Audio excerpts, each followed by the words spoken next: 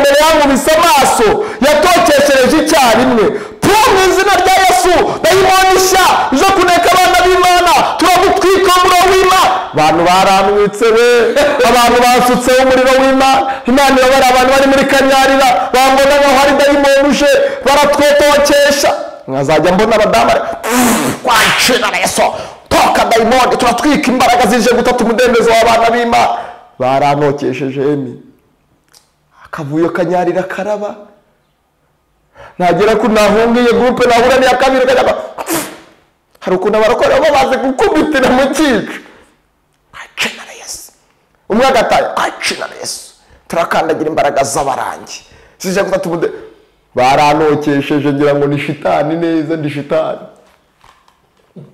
ariko narinje ari Yesu nzanye baramfunga barankubita uko byanyuze uko byagiye mu ndi gifu cyarabiseye birazamuka akamubita umupolisi akamubita akamutuka ku babyeyi be zazamutse njye nasimbutse umurenge wariya wa Kigoma narawusimbutse ca mu idirishya nari mutoya n'agahungu gato gasore akana gato ca mu idirishya ndirukanka ufugiye mu murenge ntibakubona ngo bakurase shabari kunda ahubwo ni Yesu wakinze ukuboko mu masengesho ni mu mavuta minsi 3 nayisoje turazamukana tugeze ku mashuri ya Kamuza hejuru duhagara mu nota mikeya turi kuganira yari sheri wanjye byari byemewe marada ntabwo byari byemewe urumva ufunga ingunisha tugeze ku mashuri ya Kamuza hari aya primaire turahagara dutangira kuganira ubwo twaganiriye byaje kurangira twongeye gusomana nangije iminsi 3 y'amasengesho kwiriza ubusa yo kugira ngo nshyuhe nsanga bya bintu byo gushyuha si ibintu byanjye utirega ngo nikonje icyo nahise mfata iki cyemezo uwo munsi ziramanuka ndaziririmba bigiye kugera hafi mu masaha 9 numva ya mbeho yari ihari yashize ngiye kumva numva haje undi muyaga utandukanye n'umuyaga wavumviga numva umuyaga wari usanzwe uvuyeho haje akandi kayaga kagenda gatuje ako kayaga uko kadahushe nagiye kumva numva izindi imbaraga zimanutsemo numva nazamutse izo mbaraga zirandikiza nongera kuvuga kundi mishya mvanetese nobeste kene mesta podestance shandolege de bene fola mestango kina towiye sike de benema shanda kostelegra nuzura imbaraga z'umwuka wera w'Imana nambara imbaraga zidasanzwe z'Imana numva nazamutse mwuka mvanaho narindi anzengurutse akanyarira gitangaza cya mbere nabonye sinigeze nsitara ku ibuye sinigeze mwumva igiti kandi narindi mu mwuka aho narindi nijoro aho nakangutse nasanga ari mu rugendo runini uvuye aho narindi naho nakangutse ndi mu gitondo none zatangiye gukora njye sindabimenye ubundi bakavuza induru najya kumbwira ngo ngenga mbyumva gutyo nabivuga gutyo nawe impano y'Imana y'uburondozi no guhishurirwa yamaze kuza abantu baratangira barankundaho haje rero bigeze ku mugoroba haje umukecuru bitaga Gitifu abantu babaye kanyara muri ibyo biye baramuzi witwa Gitifu anzanira ipantaro anzanira umupira w'imbeho anzanira n'ingofero ya socks anzanira n'amasogisi Imana yari imubwiye ngo nabifata bishyira umwana Imana iri gutoza ku munsi wa kabiri umukecuru nibwo yabinzaniye namaze iminsi 7 anyigisha ko mwe kuvuga umukecuru akambwira ngo zandagasuku zireke wari ukazishyira nashidukaga zaje ntabwo Imana ni nziza ndagasa kubera isi umazemo igihe kinini babwirizaga abantu bati najya kumbwira ati sibyo mani byari muri maze iminsi nari nakijijwe ariko biryo n'ikindi murumva ijwi rye ritarahinduka kubera kumara iminsi uri mu biyobyabwenge ijwi rye ritararangira ariko Yesu agira neza amina uwo mukecuru akambwira ngo oya bagira gutya bavuga gutya Imana yari imuzanye nka marayika namaze iminsi 7 nta muntu wamamagaye kuri telefone iwacu bose nta n'umucuti wanjye yize amamagara nta n'uwari uza ahantu nawe ntiyamamagaye yageze aritahira urufunguzo aho narubikaga arahazi nabaye na Nebukadinezari cyagiye agendaga kurisha mu ishyamba baranyibagiye nkuko nawe bamwibagiwe abantu bose ariko narindi mu biganza byiza bya Yesu haleluya narindi mu biganza byiza n'ubaga ahantu ndi no kuwaguma nahaguma mana Yesu uri mwiza nahabaye ariko ndashima Yesu namaze iminsi 7 subira mu rugo narahindutse imisatsi ngeze muza ndayogosha ibya gato ndagenda bivamo subira mu rugo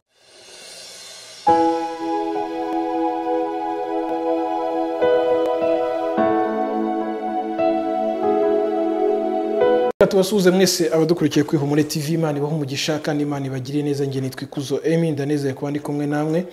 Ni iby'agaciro gakomeye kuba data twemereye umwanya w'agaciro. Hanyuma ndashimira abantu bose badukurikiye bari mu bihugu bya Amerika, Asia, Australia, Uburayi ndetse na Afurika by'umwihariko hano iwacu by'umwihariko. Mbifurije kugubwa neza kandi mbifurije umugisha w'Imana kuko mwemeye gusangira natwe uyu mwanya w'agaciro, umwanya ukomeye. Sindi kuza kuba njyenyine muri iki kiganiro, ndaza kuba ndi kumwe n'umukozi w'Imana ari buze kutwibwira, hanyuma tuze gukora ikiganiro kandi nzi neza ko turi buze guhabwa umugisha n'Imana. Reka bamanze bamuha amazi abanze yica inyota.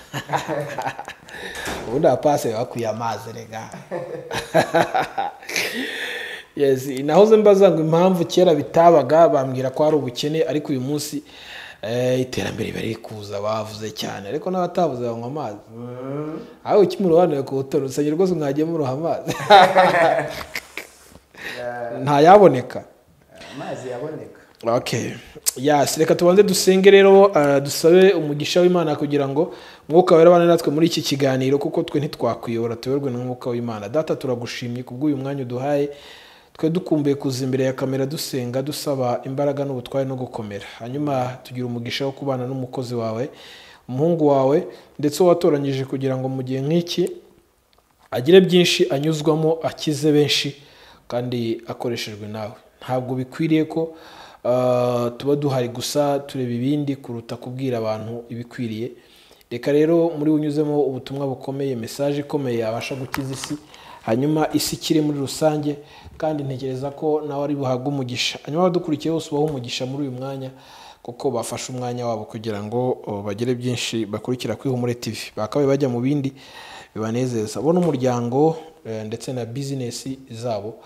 Ubahire cyubaro kibi cyawe byose tubisabye twizeye mu izina rya Yesu Kristo, amen. Nge ndi Kuzo Emi, ndi kumwe na murakoze cyane kumya ikaze ku Ihumure TV. Imana ibahe umugisha. Amazina yanjye nitwa Pastor Dan Mutangana, ndi umugabo, ndubatse, mfite umudamu n'umwana umwe. Dukorera umurimo w'Imana mu muryango witwa UCFI, magambo arambuye ni The United Christian Family Initiative. Ni umuryango uhuza abana b'Imana baturutse mu matorero atandukanye kugira ngo bahuriye hamwe kugira ngo bubake umwe bw'itoro rya Kristo. Rero turabashimiye Ihumure TV kuba mwatekereje ko mwadusura. Imana ibahe umugisha. Tugira umugisha wo kubana na Mutangana Dan Pastor. Imana yagiriye neza kugira ngo nawe Imana imukoreshe muri iyi minsi. Buriya tujya dukora amakosa rimwe na rimwe yo kumenya ngo turi bande, abantu bakatumenya, ariko aho duturutse inkuru y'ubuzima aho duciye kugira ngo Imana ikugire umushumba uyu munsi. Mu kiganiro kitarambiranye gato turi buze kwibanda cyane cyane ku buzima n'urugendo rwabwo, kugira ngo uyu munsi utegurwe kuba waba umupasiteri. Ariko hari ahantu wabanje guca.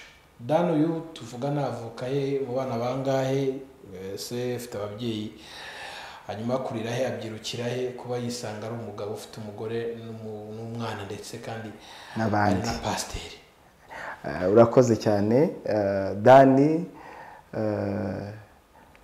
tuvuka i Kigali, hano Kimisagara.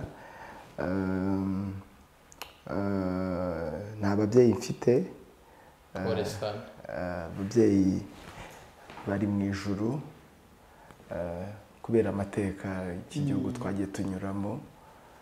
Turashima Imana ko yadukujije. Amina. Hanyuma amashuri nasanzwe ntabwo ari menshi, ariko twarize. Imana yatugiriye ubuntu, tubasha kunyura mu mashuri atandukanye. Abantu benshi twagiye tubana muri ubwo buzima baranzi. Rero naje kugira umugisha wo gukurira muri famiye ikijijwe, famiye isenga, twasenyera mu itorero rya ADEPR. nza kwiga muri École de Dimanche Kimisagara Kamuhoza mu Nyakabanda. Nari umwana waho ngaho, narimbye makorali ya École de Dimanche, ndazamuka ndirimba muri korali z'urubyiruko, nza kuzamuka ndirimba no muri korali nkuru. Gusa uko nagiye nzamuka nigira hejuru ninjira mu mashuri ya za segonderi, nagiye ngumana kagakiza k'iwacu ariko naragira agakiza k'ukuri ko muri Yesu. Buriya reka nangarize abantu bankurikiye, buriya abana bose bajya gusenga, ababyeyi bahatira abana kujya gusenga, hari agakiza duhabwa n'ababyeyi ariko hari n'agakiza duhabwa na Yesu. Naje kugera muri segonderi nza guhinduka, nanjye ninjira mu magroupe nari muye nayo ku ishuri.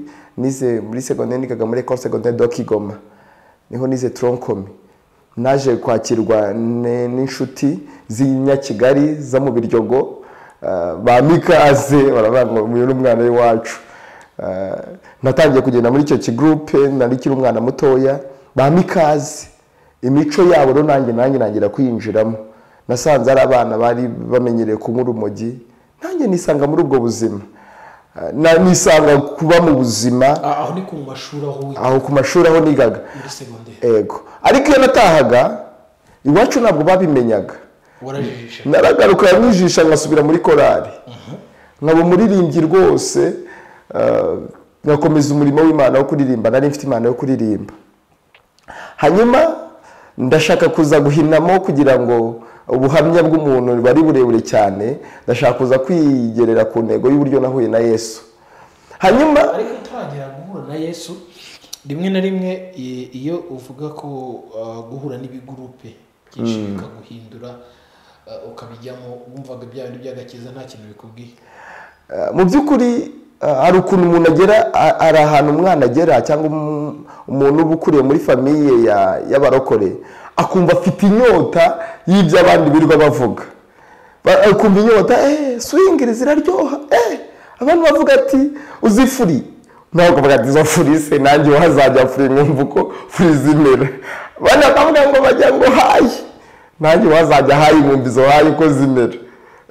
Uhorana ayo matsiko yo kumva ibyo abandi bavuga bagezeho, nawe ukumva ushaka kugera muri ayo matsiko, kukweseya, gusuzuma. Hanyuma naje kuba muri korali umunsi umwe, reka nze wenda kugira sinze gutinda cyane. Hari umunsi umwe nari ndi muri gahunda y'amasengesho, turi muri vacances, muri korali naririmbagamo hariya mu Nyakabanda, ni korali Simosi.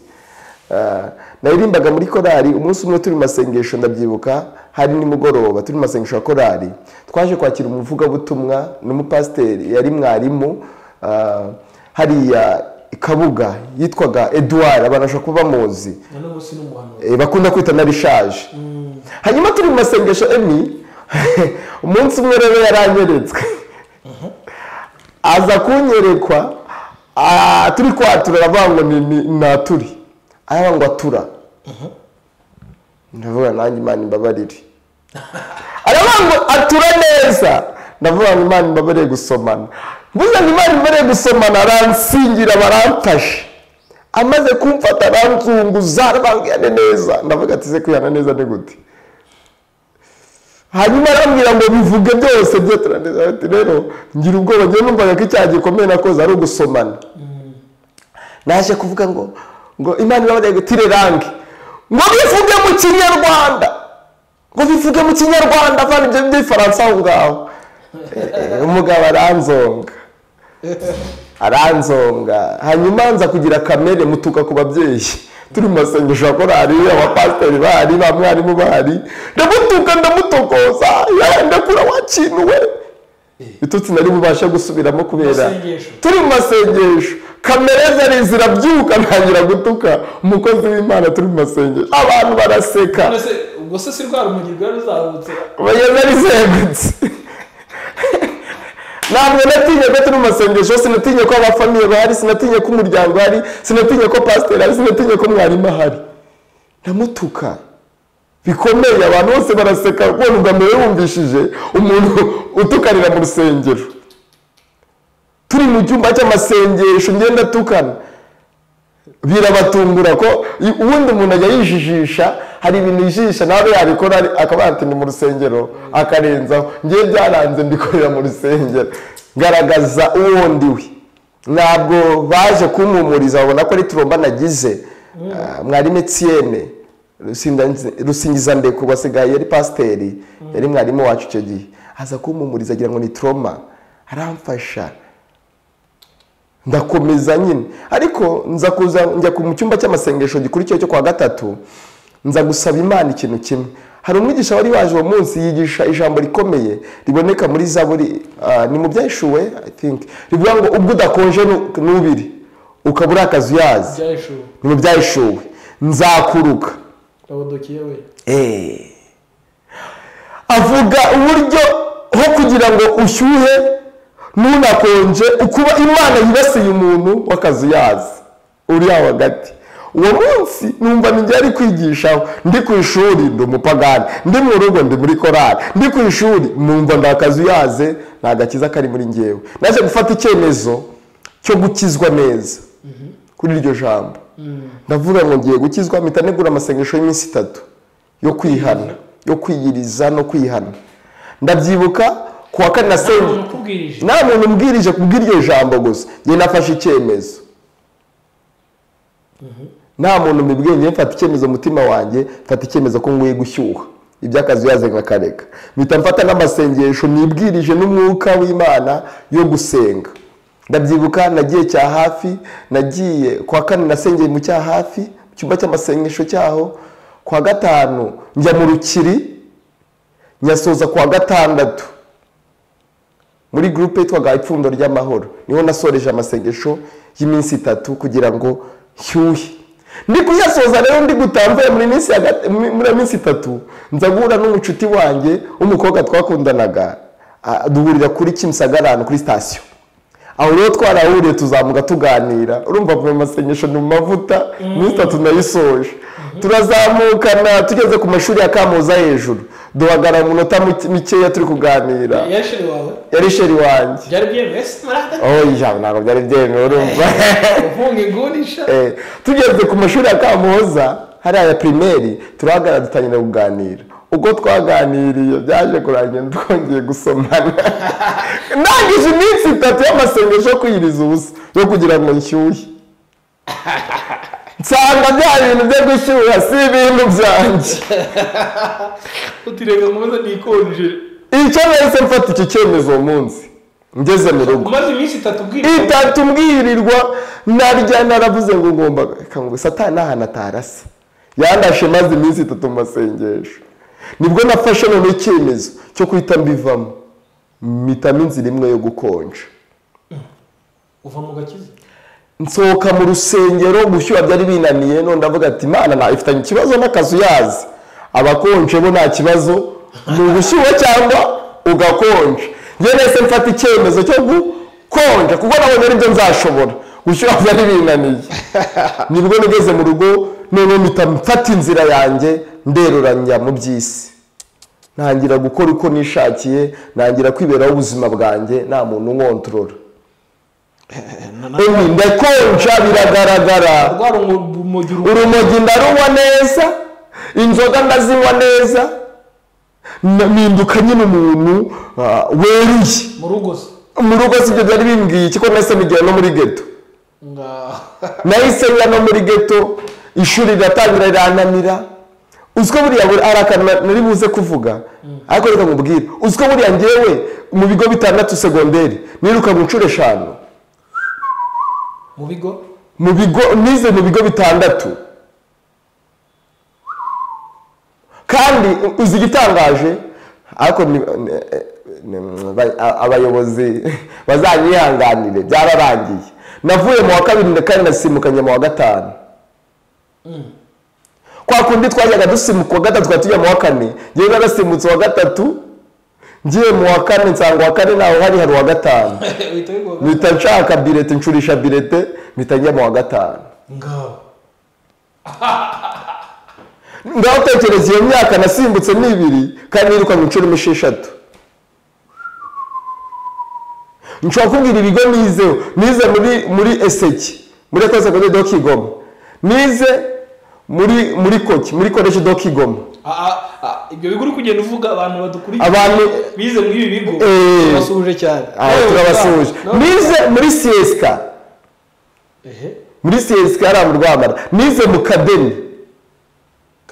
Ka Kicukiro hanga muri Solidarity. Nize muri Pacific. Hariya ukimsa umanutse kwa Mutwe ukagera hasi hano hari ikigo gutya. Nakizemo muri Pacific. School fees bayigwase ntuyirye. Ubeze nari kwibagarira. None se nabasuvega nabaza. Nize muri Sedo Nyanza. Ibigo bitandatu nabyizeho mu myaka ine.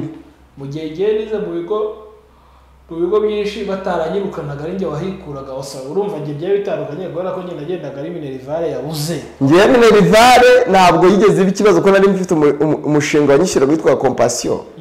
Nabaga muri Compassion aranyishyuraga. Kandi kayishyura yose. Yishyura atangiye yishyura 25 nyuma biza Minerivare izamuka famille yaranje akaboneka ndi. Bakayagu. Cyane. Ariko namwe nishyuraga hamwe aho batangira hari aho banyirukaniye amatelefone hari aho banyirukaniye uzicuruza kutunga telefone ku ishuri cyaraziraga kiragiye akakwirukana kanyirukana hari ubuzima umwana abamo buba ndashaka kuvugana n'urubyiruko hari igihe ushobora kuba wibwira ko uri umuntu w'umudanje Yesu ni umudanje reka mubwire ikintu ku buryo Imana yumva guse uri Imana igufiteho umugambi nubwo byamera ngo wakugira gutya Imana igufiteho umugambi irakubona sinavuye ko nakuvukiye mu itorero rya Gikristo ayo manyanga yose narayakoraga kandi wacumenye batanayamenyaga narabishaga mwicurishiriza bilete nkagenda ngeze muri wa gatandatu nabwiye Imana ndayibwira ngo ntuzama gutsinda segonderi none nzagukora ikiri nayikubise umutego ngo nzayikorera umva muri kwitega ibi kubera ko numvaga bitashoboka ariko kubw'ibitangaza by'Imana Imana nabikora ndatsinda ngira n'amanota menshi ahubwo ariko sinigeze numvira Imana nikomereza ubwo buzima ariko icyo gihe narafashe umwanzuro wo gukonja wo gukomeza kubeshya Imana uyu munsi ndakijijwe ejo ndi mu byaha uyu munsi ndi mu gakiza ejo ndi mu gakiza nyine nahisemo kimwe ndakonja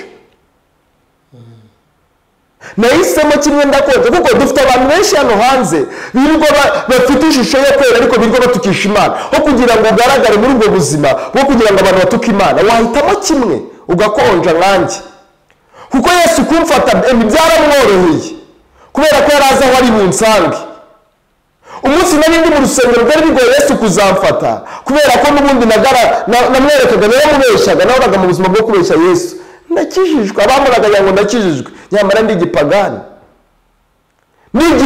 cyo kubabarirwa kandi shanjijisha uko nguko kera nagaragara ko ndi umwana mwiza abantu bamwe bageraga ngo ndakana kitonda ariko amafuti nari mfite yararenza y'ingurube ndashimira Yesu waminduriye ubuzima uyu munsi kuba mvuga Yesu meze gutya ni ukubera imbaraga Yesu yakoresha kugira ngo amindure ntabwo nakubwira uburyo urumogi rwe rutangiye kumindura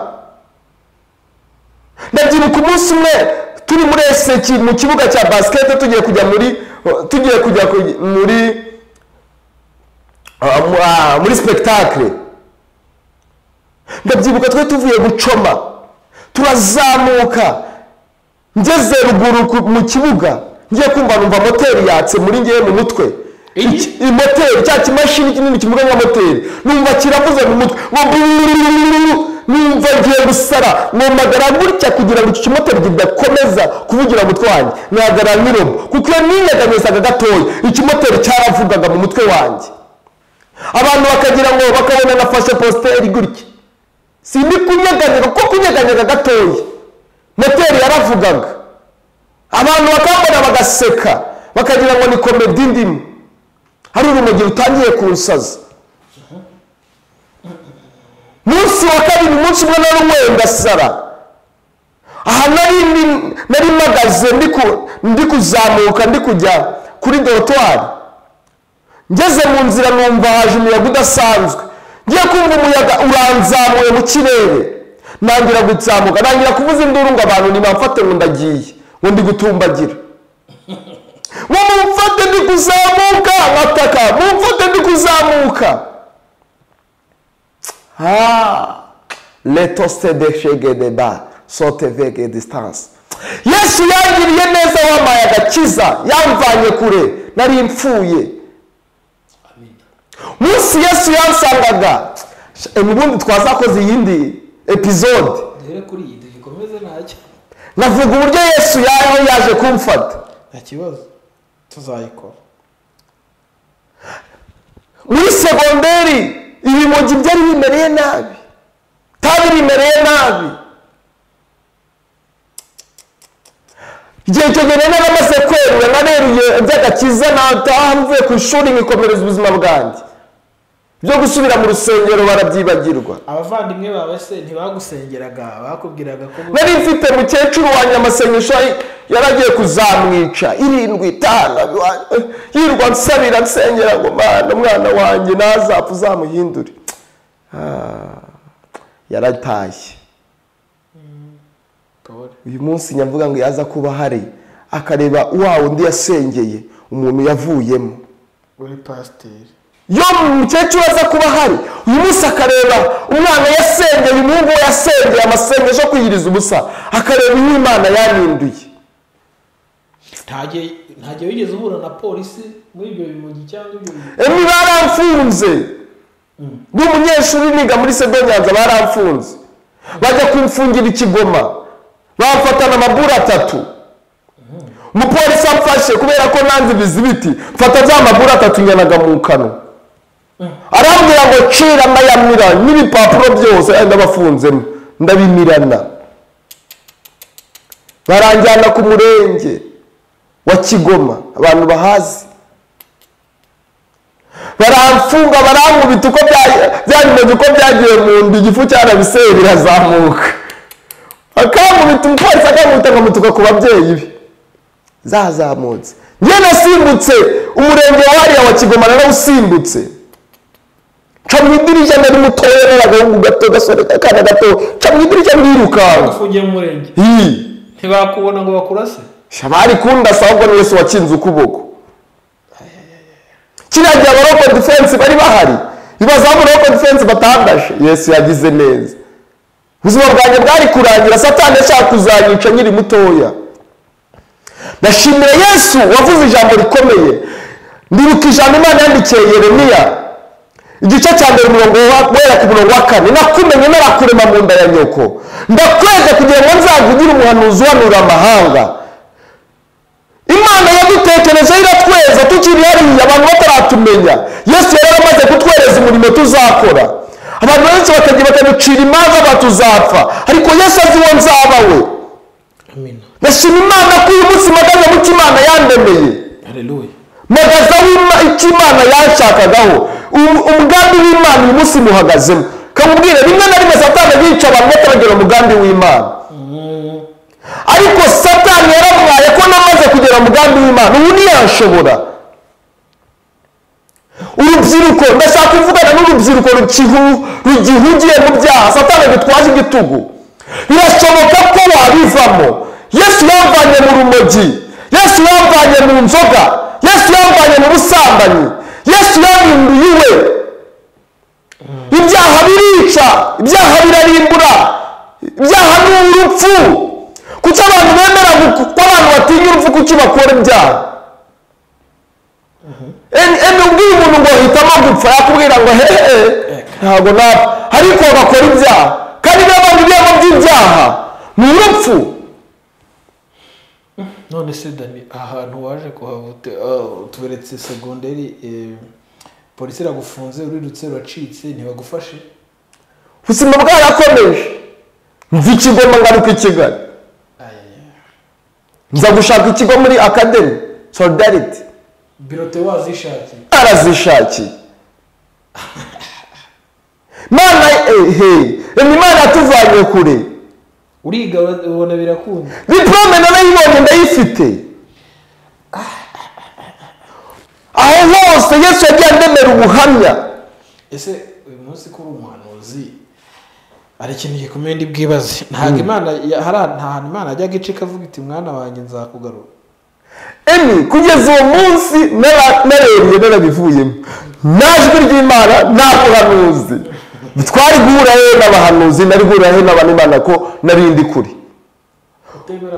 umunsi umwe nahuye n'ubuhanuzi ni umunsi twari turi mu kabari abacuti banjye barabizi ba Kristiya barabyibuka twari turi mu kabari Kimisagara ahantu bita muri Kawoshe hejuru ni akabari kabaga Kimisagara ahantu abantu bazi Kimisagara kunaraga hari akabari k'abantu bitaga kuri Kawoshe n'akantu hejuru twari turi kunywa inzoga umutipe umwe nasengereye nanamuguriye arambwira ngo umva wowe nguko Imana imbwiye uvuga Imana imbwiye yasinze yarangiye ngo ntabwo ukwiye kuba uri hano wowe hari ahandi hantu ukwiye kuba ukwiye kujya mu rusengero we niwe ukwiye kuba ndamutuka ndamubwira ati Imana ntukampatireho furi kandi nanamuguriye wowe urafata swingi wasimbuka wasimbiraho Imana yavugana nawe gushaka yavugisha n'amabuye Sawuli se ko yahanuye umusinzi wanyu iyo wasinze niwe wambwiye ngo Imana ariko Imana igushaka nase ari kumurira he yitanyura mu musinzi nine mu pastor umurokode kunzaga mu kabari musinzi Imana imunyuramo nanamusengereye ariko mgiye bifata nkaho ari ubusinzi nyine ari swing bakunzi bihumure iyo rimwe na rimwe tuba tuganira gutya wari kugira ngo tubeke imirimo y'Imana no gukora kwayo nta hantu kuri Imana itakugeze rega burya kandi nta n'ahantu kuri itakuvana iyo irimo iraguteguramo ikintu gikomeye iba ifite ukuntu iri kugucura dani turi kuvugana uyu munsi n'umugabo warubatse afite urugo afite umwana kandi sibye n'ibyo umukozi w'Imana kuko afite ministeri imwe ayoboye hanyuma se aha hantu mu kabari barakwirukanye umuhanuzi wasinze atimvira hajya aho ugomba kujya ibi bintu byaje gukora ntabwo nabifashe oseriye numvishe nyine njye nabifashe nkaho ari ubusinzi hakumenya niyo aza kuba n'umuhanuzi uje kubimbwira twari kubipfa kuko ntabwo nari kumwumva icyo gihe nyine nahise gukonja mubyibuke gukonja ni umwanzuro njyewe nifatiye kubera ko nari nzi ko gushyuha bitazashoboka kucyumva bitazashoboka kubera ko nagerageje nafashe amasengesho nyasoje mbona n'ubundi ndacyakonje ese abakobwa mwaje gukomezanya byaje kurangira bite Imana ishimwe uriya mukobwa rero ari no mu bantu batumye nza guhura na Yesu haleluya reka nihute magere ubuzima bwaje gukomeza rero umunsi umwe ndabyibuka naje kugirana ibibazo n'uwo mukobwa twakundanaga yari umushuti wawe yari umucuti wanjye tuza kugirana ibibazo dutangira ibintu byo gushwana tuje gushwana uwo munsi nshaka ibintu ndi bumwe kugira ngo bimare stress ndagenda mu inzoga mu rumogi uyu munsi ntibyamfataga ndanywa byanga kumfata ijoro ryose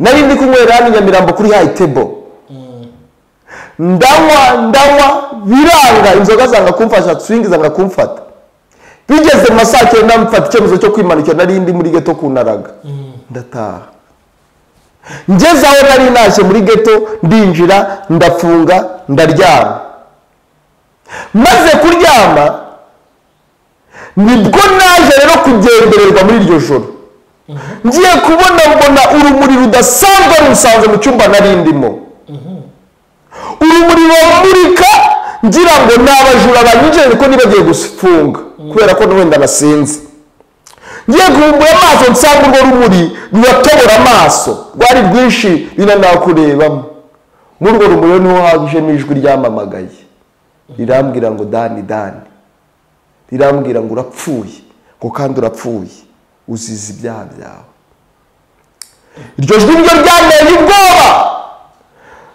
navuga mutima ndatekereza ngo niki nakora simfe iryo jwi riransubiza kandi mbitekereje umutima gusa rirambwira ngo nuko wareka ibyaha byawe ndavuga se nzabishobora uko nabyibazaga mu mutima nasibu nzabishobora kureka ibyaha, ijwi rirambwira ngo duhure Kanyara tuvugane.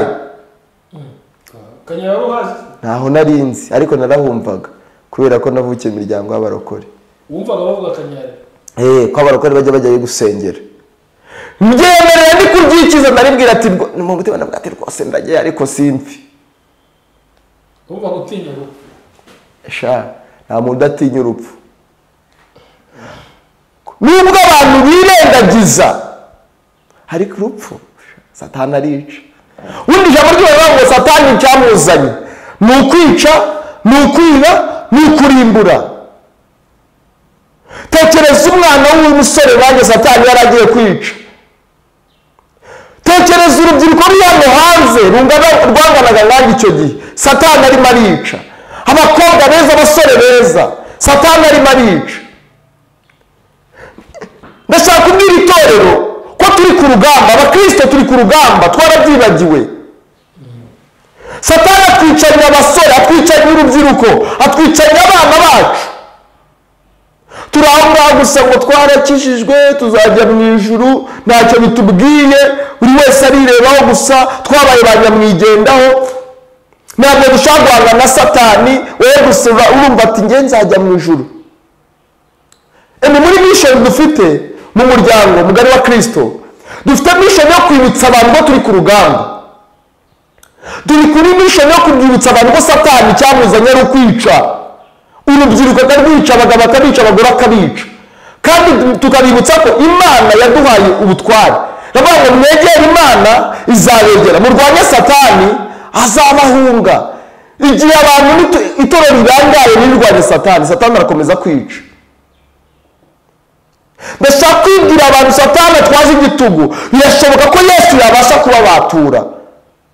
Iryo jwi ryambwiye ngo duhure Kanyara ryaranjyanye ringezayo. Ni ubuhamya burebure uburyo navuye Kimisagara nisanga ndi Kanyarira.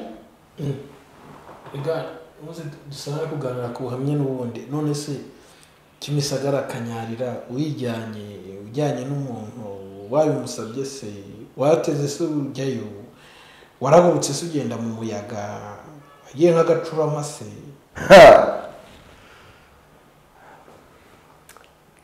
Jesus, Imana yacu irakomeye. Hagenze gute kugira ngo wisange Kanyara? Iryo jwi umaze kwemerera iryo jwi? Maze kwemerera iryo jwi ko nzajya Kanyarira. Narabyutse mu gitondo byari mu rukerera, aho mu gipangu narindi mbaza umudamu wari uhari, umurokora yagiye muri Nibaturi. Ndamusuje Mama Keza aho ari. Ndamubwira ngo wandangira nitwa Kanyarira. Arambwira ngo ni Muhanga da none izagufashe nize waraye mwezi. Kibyutse ubazaniza Kanyarira. Ndabwo ndashaka kujya Kanyarira, ati ni Muhanga, shawe byawe byaranyakebeye. Yigira muri Nibaturi. Ngewe ndabigumana iryo jwi ry'uko ari imuhanga.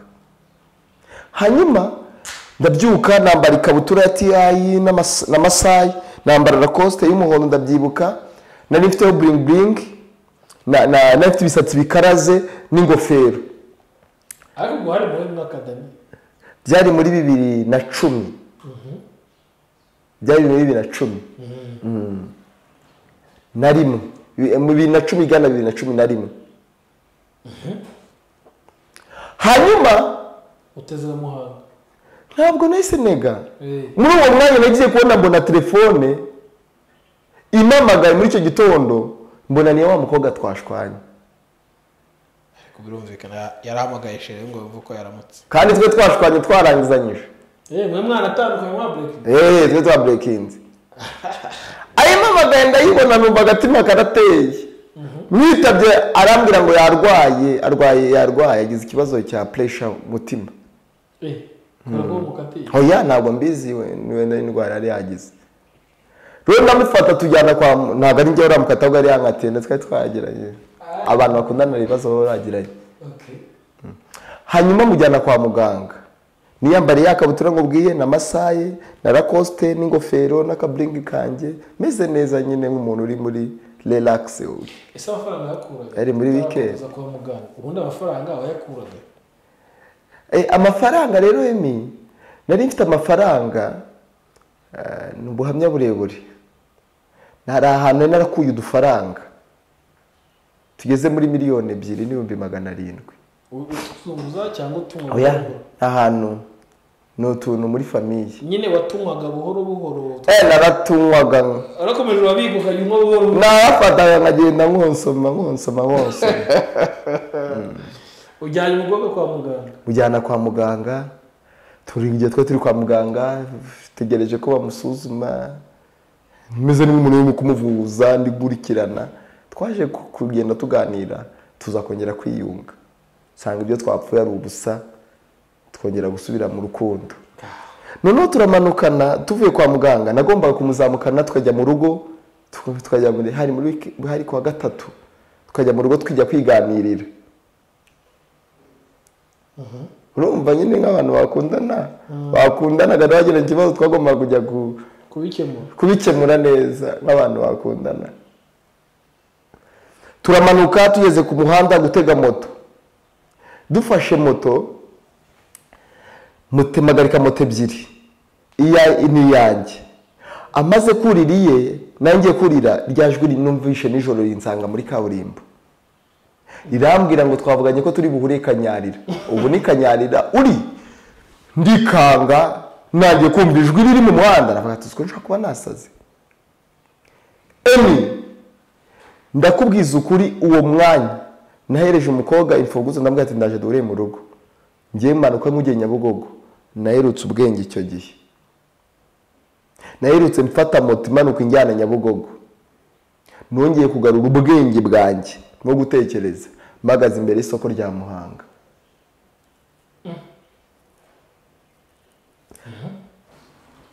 Imbaraga, uburyo nagiye gutega bisi, ubwo buryo nakatishije urugendo rwo kuva muri bisi ngeri Muhanga, ntabwo mbyibuka. Ntiyanaguhamagara? Ntabwo yamamagaye, telefone ari nyifite. Ahubwo ngiye ndi Muhanga, nafashe telefone, nibwo nagariye ubwenge umuntu amamagaza imbere y'isoko ry'Imuhanga.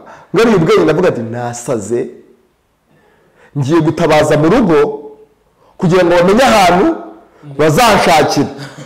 Kuko umuntu gusara, ntabwo gusara ngiye mbizi, niko natekereje, niko abantu basara. Ndi Muhanga, uwacu ashaka kuzambura.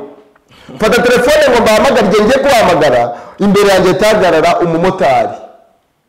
Umumotari arambwira ati boss mune mujyane. Ndamubwira ngo sabo wajyanye warabagaruye. Uranjyanaye. Arambwira ati wahitamo kujyana ujya hose ko nanjye ari ngiye.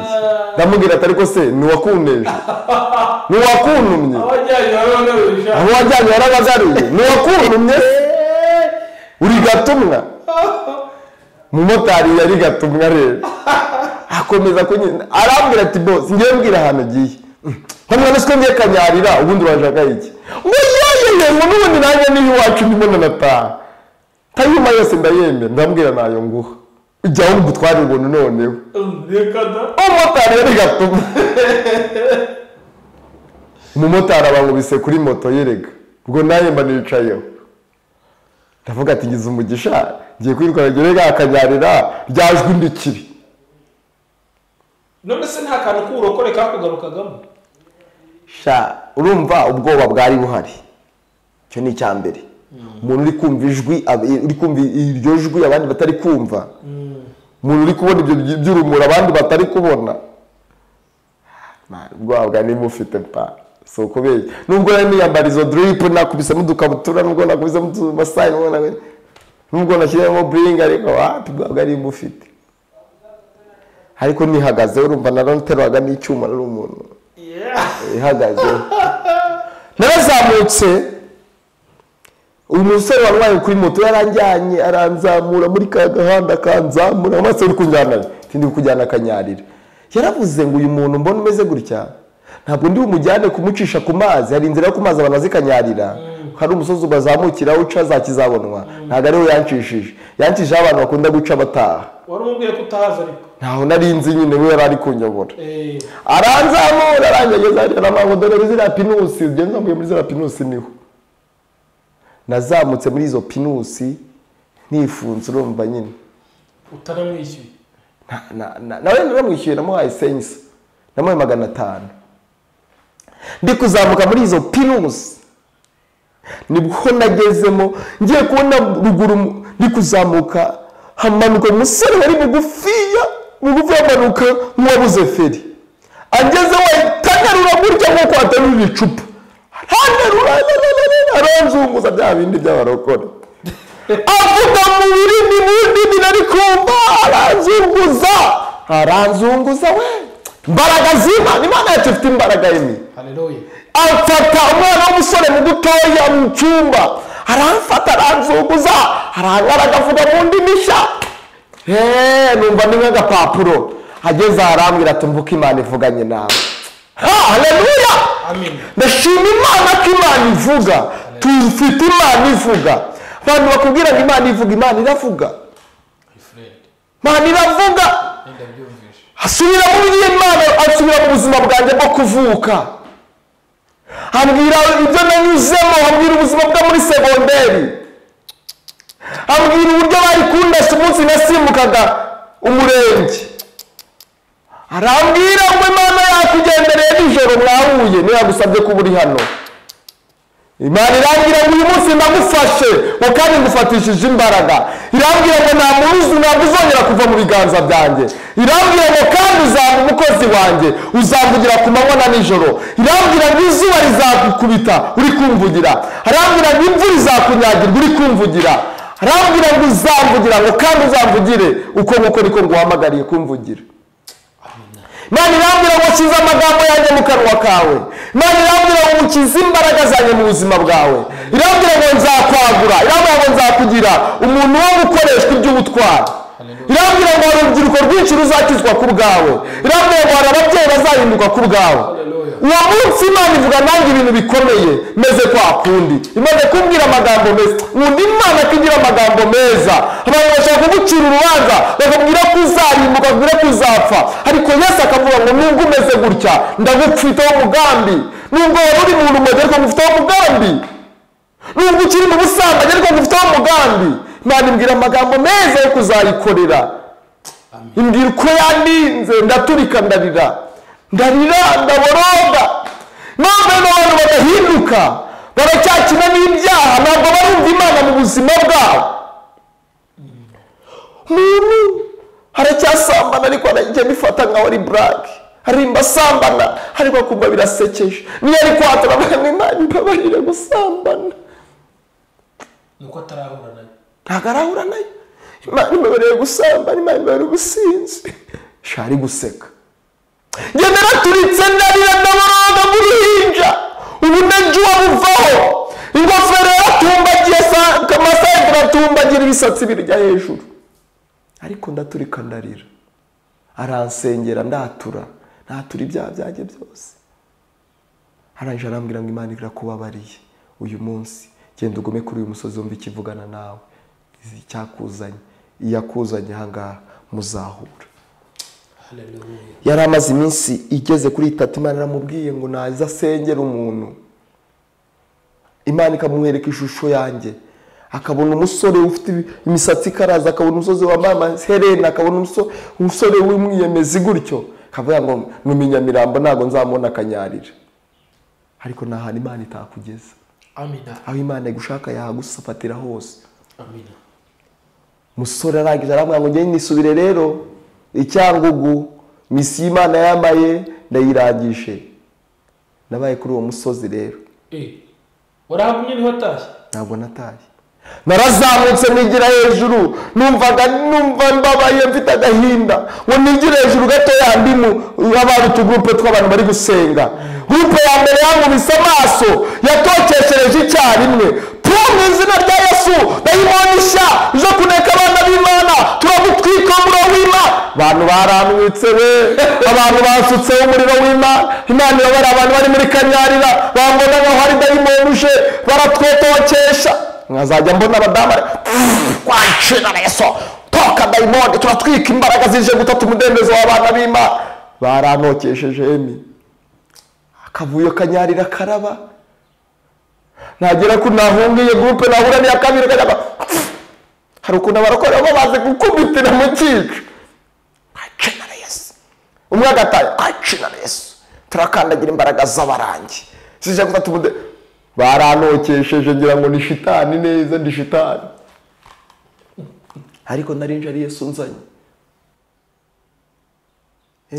abantu benshi bakurikiye Yesu ariko n'amaso bagira cyo baza kugira amaso bari kumenya umugambi w'Imana n'ijambo Imana imaze kuvuga ku buzima bwanjye bari kumenya icyo Imana imamagariye muri Kanyarira ariko uwo munsi habaye ikibazo akavuye karavuka muri Kanyarira ngo babonye shitani hari ku musozi hejuru induru ziravuga abantu baranokesha nahindukire nabura nabone kwacina na Yesu nahindukire no kwatika na Yesu umuro w'Imana utwike daimoni je gutatu umudendezo w'abana bima uwo munsi sha amapepo birukanye bambonaga ndi pepo nangira kugira ngo sindi umuntu ngo uri pepo abantu bagize ngo ndi pepo ndahunga mva handi hejuru ku musozi mwingiramo hepfo mu mabuye kugira ngo nange mutuzo uboneke muri Kanyarira reka da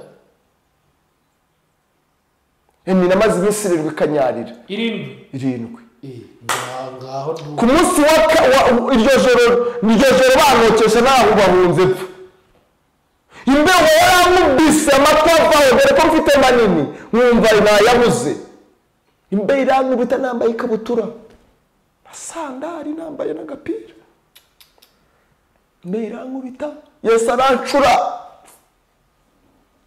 iyo ninye ko kwizera kwanjye ari guke kandi yongiye kuneshwa Yesu ni umfata Yesu aramfata Yesu aramfata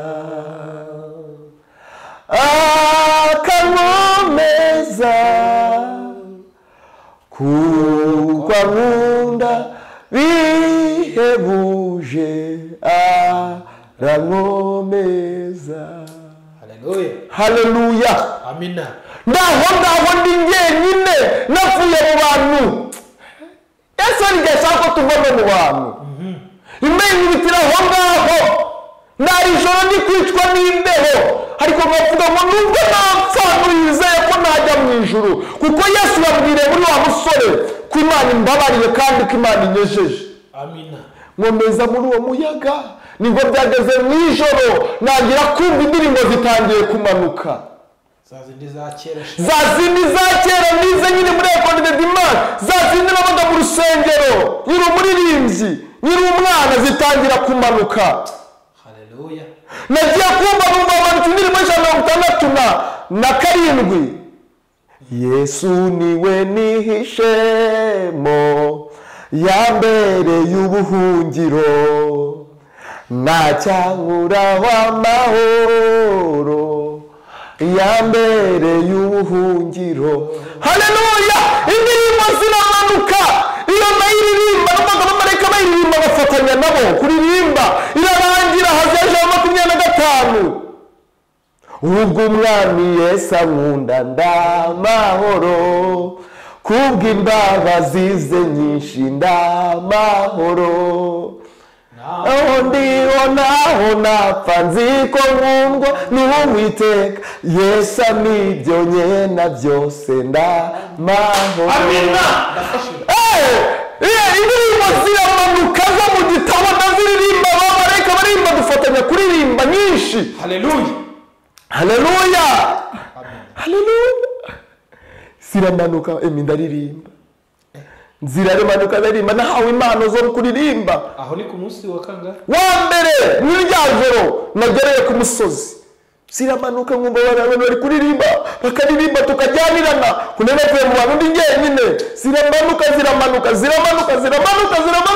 ndaziririmba bigiye kugera hafi mu masaha 9 numva ya mbeho yari ihari yashize ngiye kumva numva haje undi muyaga utandukanye n'umuyaga wabumviga numva umuyaga wari usanzwe uvuyeho haje akandi kayaga kagenda gatuje ako kayaga uko kadahushe nagiye kumva numva izindi mbaraga zimanutsemo numva ndazamutse izo mbaraga ziranditiza nongera kuvuga kundi mishya vajetese nobeste kene mesta podestance chandolege de bene for la mestango kina towiye sike de benema shanda kostele nuzura imbaraga z'umwuka wera w'Imana, nambara imbaraga zidasanzwe z'Imana, numva nazamutse umwuka mvanaho narindi anzengurutse akanyarira. Igitangaza cya mbere nabonye, sinigeze nsitara ku ibuye, sinigeze mwumva igiti, kandi narindi mu mwuka. Aho narindi nijoro, aho nakangutse nasanga ari mu rugendo runini, uvuye aho narindi naho nakangutse ndi mu gitondo. Imana yacu irakomeye, dufite Imana ikomeye ibasha guhindura. Nta hantu hakomeye wabura Imana itakuvana, nta byaha bikomeye Imana itakuvana no kugihundura. Uyu munsi ndabwira abantu banyumva, washaka yahindura akikomeza kuri Yesu. Yesu wenyine ni ufite imbaraga zo guhindura abantu. Yesu afite imbaraga. Abantu bajya bari kuvuga ubutumwa bwinshi ariko ntabwo abantu babwira abantu Yesu yihindura abantu. Yesu uvana abantu mu byaha, barabwira abantu ibitangaza. Yesu akora ibitangaza, ariko igitangaza cya mbere ni ukukuhindura, akaguha ubuzima, akakuvana mu rupfu. Ubuzima bw'ibyaha ni urupfu. Ubundi kuguhereza etaje, kuguhereza imodokari, kuguhereza amazu, uri ubuzima urupfu byakumarira iki? Ntacyo. Ariko Yesu yamaze kuguha ubuzima, aguhereza n'ibintu abantu bafite ubuzima bakenera. Amina. Haleluya. Yesu aguha ubuzima, akaguha imodokari kuko imodokari itwara umuzima. Aguha ubuzima, akaguha umugore kuko umugore umukene uri muzima. Yesu aba umugore muri kiriya gihe nari kumumaza iki? Nari kuzajya amuhata imigeri n'amagumi no kumusindira. Ariko Imana yampaye umugore mwiza. Haleluya. Ndashima Imana. Imana yampaye umugore mwiza. Uri mu muryango mwiza. Famiye yanjye niyo ya mbere. Ndashimira famiye yanjye, umuryango mvukamo, abavandimwe. Haleluya. Barashyigikiye. Umunsi wa kabiri kanyarira, uwa gatatu, uwa kane biza kugenda gute? Uhavute, wa mukobwa ntazisira bari, telefone urazifite, inzara akenda tubwire. Ni ku munsi ukurikiyeho wa kabiri, urumva nari ndushye mu gitondo, nuze umwuka wera, imbaraga zindaruha, ndaryama ndasinzira. Akazuba kamaze kurasa, maze gukanguka iryo joro ubwo sindi bubwe nagize inzozi nyinshi. Imana inyereka amagazi imbere bitera ndi kubwiriza. Hasubira ndandi dano uzaba uri kubwiriza. Urani dano uzaba uri kuvuga ubutumwa. Urani dano uzaba uri gusengera abarwayi bagakira. Urani dano uzaba uri Imana gukoresha ibitangaza. Nabonaga ndi gusengera abantu bafite ibisazi bikabavamo. Nabonaga ndi gusengera abantu bagendera bicaye bagahaguruka. Umunsi wa kabiri narakangutse. Noneho aho nari ndahava nzamutse muri indi group yari yicaye. Noneho ndongera negereye iyo group yari yicaye. Hari umusore uyoboye muri iyo group, ntabwo bongeye kunokesha. Umusore wari uyoboye group yaravuze ngo mureke twakira umukozi w'Imana. Wow. Yari bizarre. Umuntu usa kwa kundi wambaye kwa kundi. Bamwita umukozi w'Imana. Umukozi w'Imana. Reka se mubwire uburyo Imana ikomeye. Uwo musore yaranyakiriye. Arambwira ngo reka twakire umukozi w'Imana twibwire, atubwire n'ikimana kize muri we. Haleluya! Yo Yesu aguhindura abantu. Hari umuntu wicara muri wowe, hari imbaraga z'Imana ziza muri wowe zikaba ari zo babona niba kirema. Iki gifesi ntabwo bakikibona. Hari umuntu uzabona wakwicara muri wowe agafata ijambo muri wowe. Ngira nuko umusore aramagurutse arambwira ati dusuhuze tubwire n'ikimana kize muri wowe. Magurutse ndabasuhuza n'isoni nari zifite, ariko mpita numva hamanutse ijambo nize muri Ecole de Dimanche nari naraborotse yo mu 28 umurongo wa 28, maze bwira umuntu iti dore kuba witeka nibwo bwenge kandi kuva mu byaha niko kujijuka. Ndababwira ngo ubu ndi hano kuri uyu musozi ari Yesu uhanzanye. Nari maze kinini mu bujiji, nari maze kinini ndi umupfu, ariko ndashima Yesu. Haleluya. Ko hari igihe wibuka muri injiji, hari igihe warize amashuri meza ngo kutamenya Imana ugahora mu bujiji. Namubwira ati burya amashuri aguha ubumenyi, ariko kuva mu byaha biguhereza ubwenge bw'ukuri. Haleluya. Yapfiriye kanyarira azokira kanyari. Haleluya.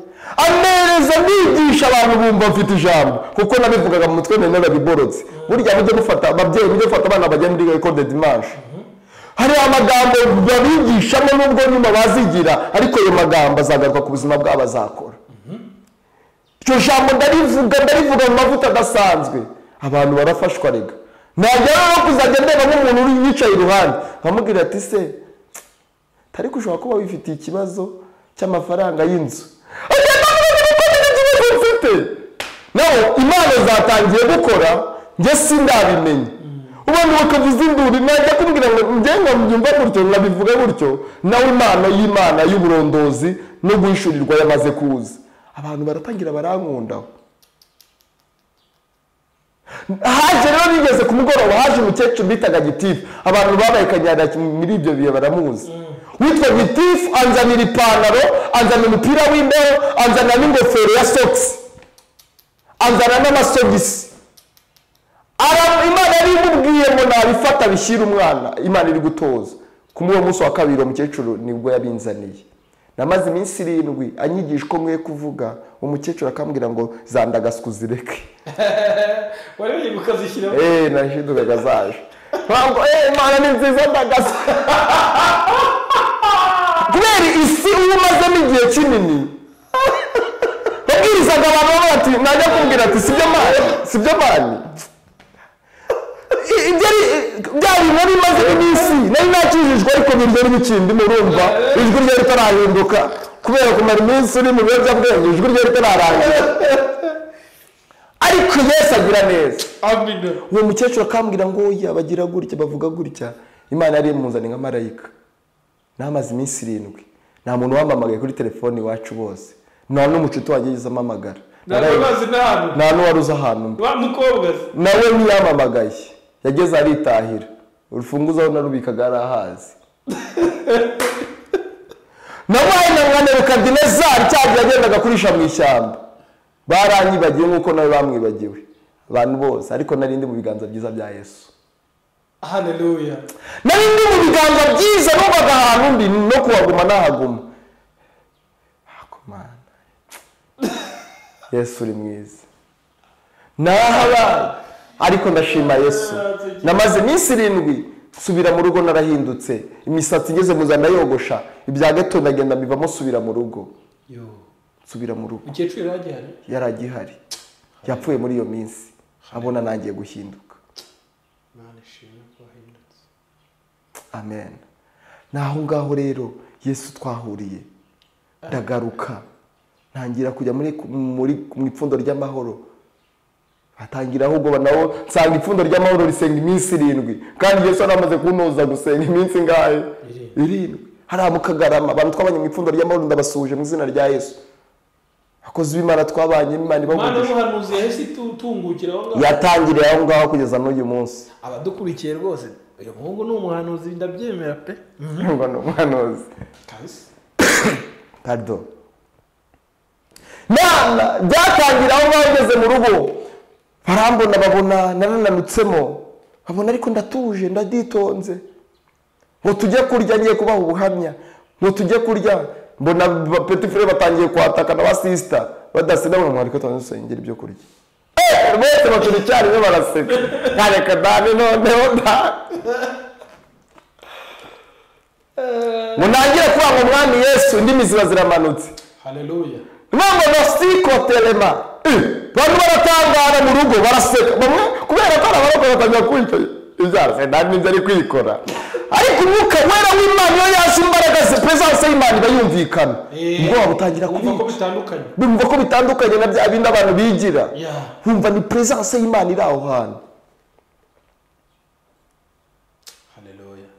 Mu rugo baravuga ati bamwe byagenze guteze mbabwira ubuhamya, babwira uko nahindutse, babwira ko nawe na Yesu. Mana itangira kumamagara. Ntangira gushinga utuministeri ahantu nabaga ndi hose, numvaga nyeneye kuba ndi kumwe n'abantu mbwira Yesu. Gusa nyuma nyirangira nyikizwa byari bitaremera neza guhamya byari bigoye. Gura n'amacuti bari ari za Kimisagara ya Nyamirambo, amaji yanjye gura nayo nagendanaga birangahita nitsimba ngiye gura nabonye mu masengesho. Reka nagira imbaraga zo guhamya bibiruka bibika nkayibika. Rimwe na rimwe mumva nzajya ngenda nayo mfite.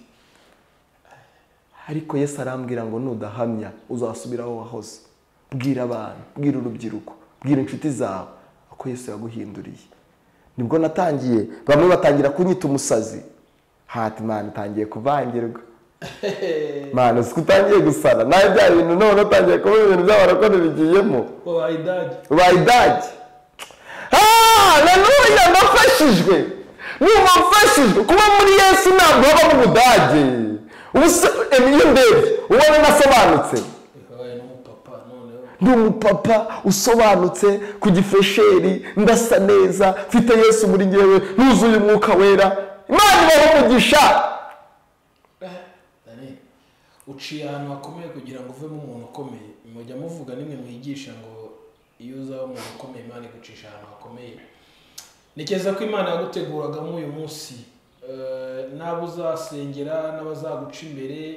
Nikeza ko Imana itagutegura ntibiba biri kuba uyu munsi. Dushimye Imana y'amahoro yahagaranye nawe. Hanyuma wenda tugana ku musozo, hari umuryango wavuze ubereye pasiteri, abadukurikira ari ubwa mbere baragusobanukirwa gute watangiye ute, umuryango ugamije iki, urerekeza he, musengera he, kuwa kangahe? Ngira ngo tubure kuza kujya ku musozo. Urakoze cyane ni nabwo wenda ni byinshi tuzabigarukaho, tuzabikora ikiganiro cyo kuvuga ku muryango. Ni umugambi w'Imana, Imana yatanze wo kugira ngo tuwugenderemo, wo kubaka ubumwe bw'itorero rya Kristo. Imana imaze kubona ko abana bayo babaye mu buzima bwo gutandukana, mu gutukana, mu kutemberana. Iyo usomye ijambo ry'Imana rigaragara mu butumwa bwiza ko bwanditswe na Yohana ibice 17, hariya biriya Yesu ari gusenga, ubona uburyo asengera abigishwa be, ababwira ngo mugende bumwe rwose nk'uko nanjye na Data turi umwe, kugira ngo ijambo muvuga abazaryumva bazaryizezwe n'ubwo bumwe. Imana ibona rero abana bayo kugira ngo barusheho kuba umwe, barapingana, barasenyana, baratandukana. Amen.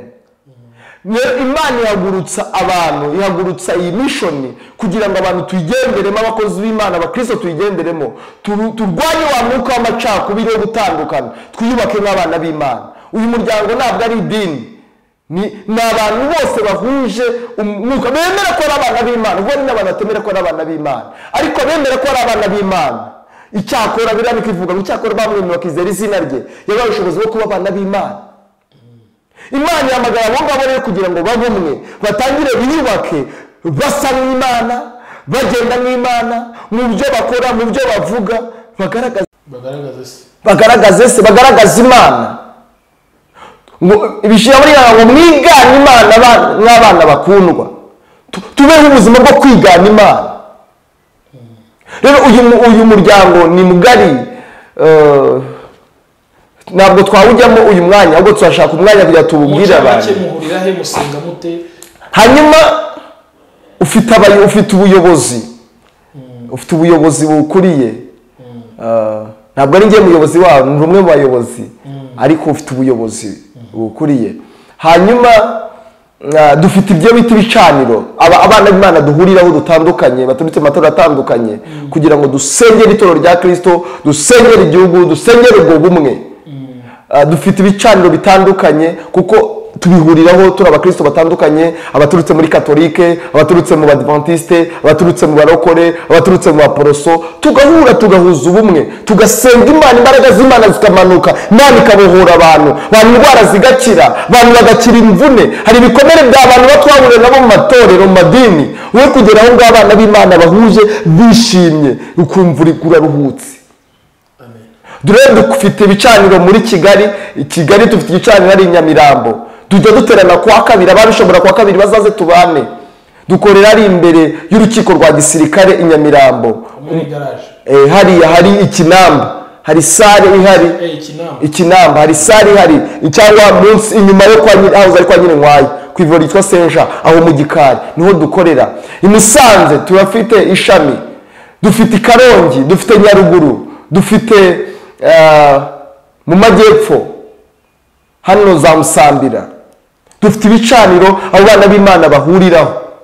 Dufite Nyagatare abana b'Imana bahuriraho kugira ngo bahuze bubaka ubwo bumwe, basengera itorero rya Kristo. kandi iyo ni misiyo ikomeye umwana w'Imana aho ari akwiye kuza tukagenderamo, tuve mu buzima bw'amacakubiri nk'uko Yesu abyivugira ngo nk'uko nanjye na data turi umwe, abari niko basabi kugira ngo nabe babe umwe rwose. Imana iduhamagare kuba umwe, tusohoke mu buzima bwo gutandukana, kurwanyana. Abantu badafite urukundo, tutagaragaza urukundo, Imana tuvuga ni iyihe? Igihe nta rukundo ruri muri twebwe, Imana tuvuga ni iyihe? Imana yaduhamagara kugira urukundo, kugirana ubumwe nk'abana bayo. Ntabwo dushobora kuvuga Imana turi mu buzima bw'ibyaha, twigaragure twishambike. Uyu muryango udufasha kongera gusaba Imana kugira ngo itweze, duhinduke, tuve mu bya kera, tube abana b'Imana by'ukuri. Imana duhana umugisha. Hari misiyo ndende, wenda tuzagaruka by'umwihariko dukore ikiganiro tuvuge ku muryango, tugende tuvuga ku ntego no kuri misiyo no ku mugambi w'Imana muri rusange. Imana iduhana umugisha. Reka tubashimire mwese abadukurikiye mu bihugu by'amahanga, abadukurikiye bari iwacu Kigali by'umwihariko, hanyuma mwe mu Kinyarwanda birumvikana ko mudukurikiye muri uyu mwanya. Imana umugisha, mwakoze cyane. Nge nari kuzo Emi, nari kumwe n'umukozi w'Imana Pastor Dani. Ntekereza ko turabanza kumusaba kugira ngo asenge, hanyuma asengera abantu muri rusange, hanyuma tugane ku musozo w'ikiganiro cy'uyu munsi. Amen. Wowe udukurikiye wizera Imana, hanyuma niba wumva wakozweho n'ubutumwa ushaka guhinduka, ushobora kwandika muri komenti, ukazandikira umukozi w'Imana, tukazavugana, tukagufasha guhinduka, tukakugira inama, Imana ikaguhereza agakiza. Hari ibikugoye tukazagufasha. Reka dusenge. Mana y'imbaraga nyinshi, mu izina rya Yesu, uri Imana ibasha kuvana umuntu kure ukamuzana hafi yawe. Turasengeye ubwoko bwawe, abana bawe bumvishije ubu butumwa, bumvishije ubuhamya kuri Imana ibasha kuvana umuntu kure ukamwigiza hafi. Uko wamfatishije imbaraga zikomeye, uko wafashe Pawulo ukamufatisha imbaraga zikomeye, niko dusengeye umuntu wese ubijwe n'ibyaha, umuntu wese ubijwe n'uburetwa bwa Satani, umukuruze imbaraga z'ubushobozi bwawe, umuhindure kuba umwana wawe by'ukuri. Mwana Imana Nyiringabo, dusenge abafite ibibazo bikomeye, abafite ingorane zikomeye. Warambwiye ngo nzasengera abarwayi bazakira. Nsengera abafite uburwayi, imbaraga zawe zibasha gukiza. Retosi etastevene, abafite amadeni, abafite ingorane, abaruhijwe n'uburwayi, abaruhijwe n'ibyago, abaruhijwe n'agahinda, baruhure kuko uri karuhura. Uri Imana iruhura abarushye, bagirire neza. Bana n'ubwoko bwawe Mwami bukurikira ikiganiro, baha umugisha kandi ubagirire neza. Amahoro yawe n'imbabazi zawe bibe ku buzima bwabo, tubisabye twiringiye izina ry'umucunguzi wacu Yesu Kristo. Amen. Ukurikirana iki kiganiro ukore subscribe. Imana iguhe umugisha kubera ko ukoze subscribe aho hasi mu magambo atukura, hanyuma ukore like niba ukunze iki kiganiro. Inkunga ikomeye ni ugusangiza benshi iki kiganiro cyangwa se gukora share. Hanyuma kandi nanone icyo twasaba, niba hari igitekerezo ufite cyangwa ikibazo wifuza kubaza, waza muri comment. Imana ibahe umugisha.